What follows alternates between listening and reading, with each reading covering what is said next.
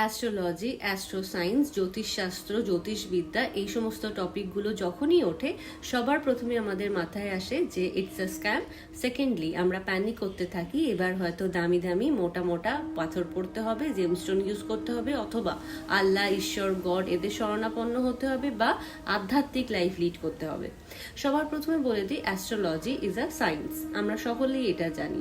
Secondly, astrology মানতে হলে আপনাদেরকে যে পাথর পড়তে হবে বা গ্রহ নক্ষত্রের প্রভাব মানতে গেলে আপনাদের যে বাড়ি বাড়ি মোটা মোটা পাথর পড়তে হবে তা কিন্তু নয়। ডেইলি লাইফে কিছু চেঞ্জেস করেও কিন্তু আপনারা আপনাদের ফেভারেবল প্ল্যানেটকে পাওয়ার আপ করতে পারেন। এই যে ধরুন সূর্য একটি নক্ষত্র এবং আমাদের শরীরে এর প্রভাব আমরা সকলেই জানি। এই যে সূর্যের রশ্মি আমাদের লাইফে ভিটামিন ডি এর ডেফিসিয়েন্সিকে বাড়ায়, সেক্ষেত্রে আমাদের ডক্টরই প্রেসক্রাইব করেন যে সকালে সূর্যরশ্মিকে কনজিউম করতে। আবার 12টা 2টোর সূর্যরশ্মি আমাদের শরীরে